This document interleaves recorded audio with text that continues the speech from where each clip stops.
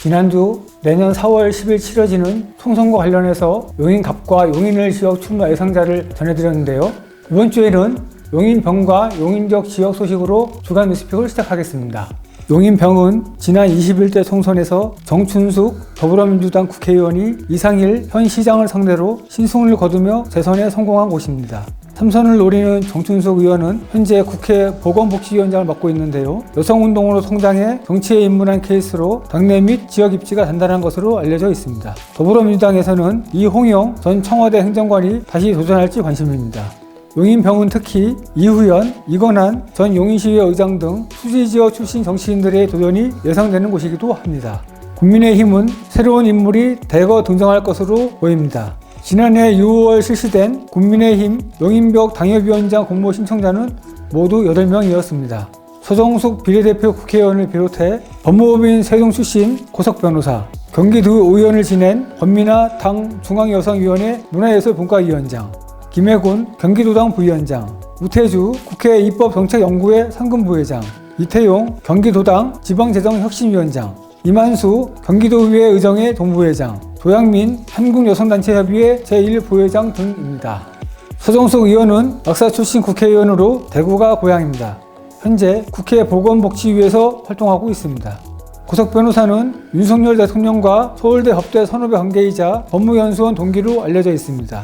수지에 변호사 사무실을 여는 등 총선 출마 의지가 강한 것으로 알려졌습니다. 용인정은 후보원이 많지 않은 상태인데요. 민주당에선 이탄희 현 국회의원이 재선에 나설 것으로 보이는데 판사 출신임에도 그 행보가 개혁과 서민층에 맞춰지면서 당내뿐 아니라 지역에서 입지가 탄탄한 것으로 알려져 있습니다. 국민의힘에선 김범수 현 당협위원장이 굳건히 자리를 지키고 있습니다. 김 위원장은 북한 탈북민을 돕는 사단법인 세이브 NK에서 활동하면서 북한 인권과 통일에 관심이 많습니다. 2002년 창간된 보수매체 미래한국 발행인이기도 합니다. 이탄희 의원과 김범수 위원장이 리턴 매치가 이뤄질지 관심입니다. 두 번째 소식은 2020년부터 추진되어 온 1일 300톤 규모의 생활 폐기물 소각시설 설치 입지 후보지 공모에 처인구 모현읍 초보 4-5리가 신청서를 접수했습니다.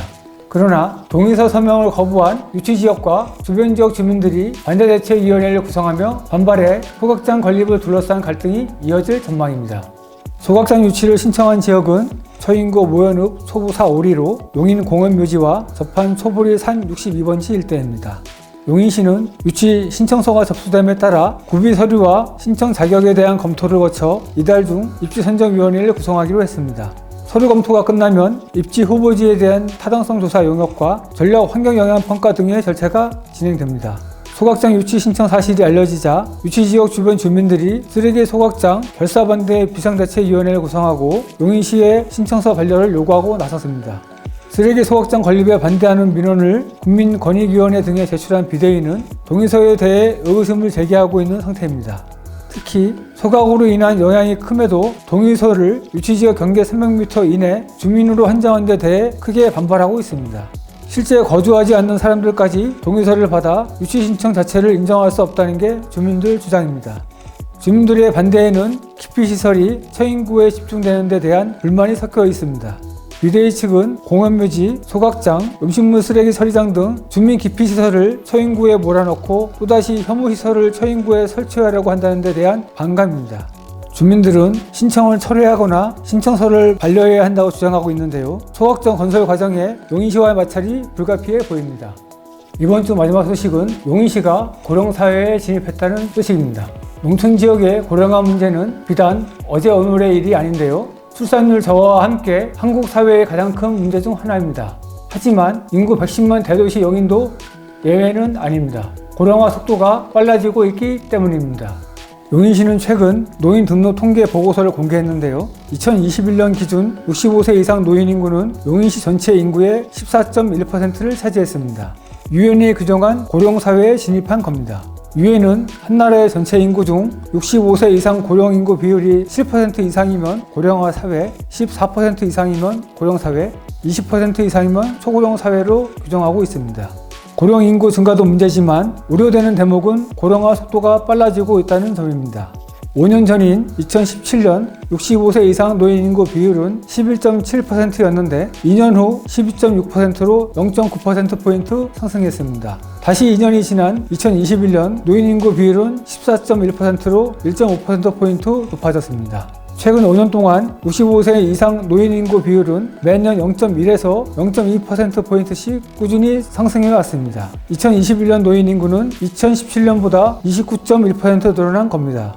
용인시 노인 인구 비율이 14%를 넘어섰지만 읍면동으로 들어가면 이미 오래전에 소구령 사회에 진입했거나 소구령 사회를 앞두고 있는 지역이 있습니다.